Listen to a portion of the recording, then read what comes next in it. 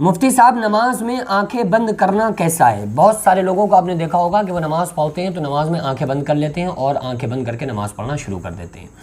تو نماز میں آنکھیں بند کرنا چاہیے یا نہیں کرنا چاہیے، یا جو انسان نماز میں آنکھیں بند کر لے اس کی نماز اللہ کی بارگاہ میں قبول ہوگی یا نہیں ہوگی، بہت امپورٹنٹ مسئلہ ہے۔ دیکھیے کچھ لوگ جو نماز میں آنکھیں بند کرتے ہیں ان کا کہنا یہ ہے کہ جب ہماری آنکھیں کھلی ہوتی ہیں تو ہمارے ذہن میں خیال آتے ہیں، ہمارے ذہن میں وسوسے پیدا ہوتے ہیں، جبکہ آقا علیہ الصلوۃ والسلام نے ارشاد فرمایا کہ تم نماز اس طرح سے پڑھو گویا کہ تم خدا کو دیکھ رہے ہو، اور اگر یہ خیال نہیں ہو پا رہا ہے کہ ہم خدا کو دیکھ رہے ہیں تو کم از کم یہ خیال کرو کہ اللہ تعالی ہم کو دیکھ رہا ہے۔ یعنی نماز جب پڑھو تو پہلے تو یہ خیال کرو کہ ہم اللہ کو دیکھ رہے ہیں، اللہ ہمارے سامنے ہے، لیکن اگر یہ خیال کسی وجہ سے نہیں آ پا رہا ہے اور ہماری نماز اتنی زیادہ مقبولیت اتنی زیادہ ہماری نماز میں اثر نہیں ہے، تو پھر کم سے کم یہ خیال کریں کہ اللہ تعالی ہمیں دیکھ رہا ہے، تو اللہ کے سامنے ہم نماز پڑھ رہے ہیں۔ تو یہ کیفیت بندے کو پیدا کرنا چاہیے۔ اب بعض مرتبہ ایسا ہوتا ہے کہ جو جانماز لال ہے، برابر میں پڑھنے والا شخص دوست ہے، ادھر پڑھنے والے کو ہم جانتے ہیں، تو آنکھیں کھلی ہیں، ان کی طرف ان کی ہمیں آہٹ محسوس ہو رہی ہے تو اس سے ذہن میں خیال آ رہے ہیں۔ تو سب سے پہلے تو میں یہی کہوں گا کہ آنکھیں بند کرنے سے خیالات زیادہ آتے ہیں، کیونکہ جب انسان کی آنکھیں بند ہوتی ہیں تو اس کا مائنڈ چلنا شروع ہو جاتا ہے، لیکن اس چیز کو بندہ محسوس نہیں کر رہا ہوتا ہے۔ اور جب آنکھیں کھلی ہوں گی تو سامنے اس کی نگاہ ہوگی۔ بھائی یہ بھی تو نماز کے طریقے میں موجود ہے نا کہ جب انسان کھڑا ہوگا نماز میں تو اس کی جو نگاہ ہوگی، جو نظر ہوگی، وہ سجدے کی حالت پہ ہوگی، سجدے کی جگہ پر ہوگی۔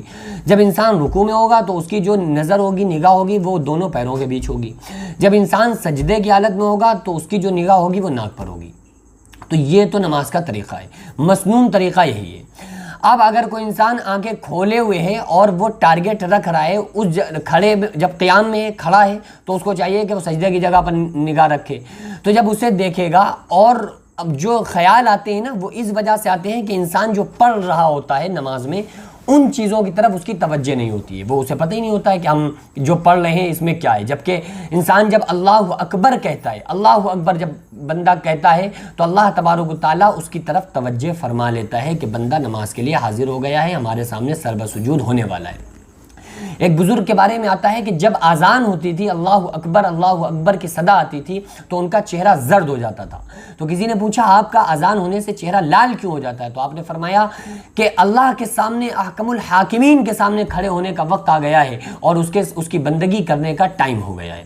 تو انسان کی یہ کیفیت ہونا چاہیے۔ اب بندہ کھڑا ہوا اور جب اس نے نماز پڑھنا شروع کی ہے نا، اس نے پڑھا الحمدللہ رب العالمین الرحمن الرحیم، تمام تعریفیں اللہ کے لیے جو کائنات کا پروردگار ہے۔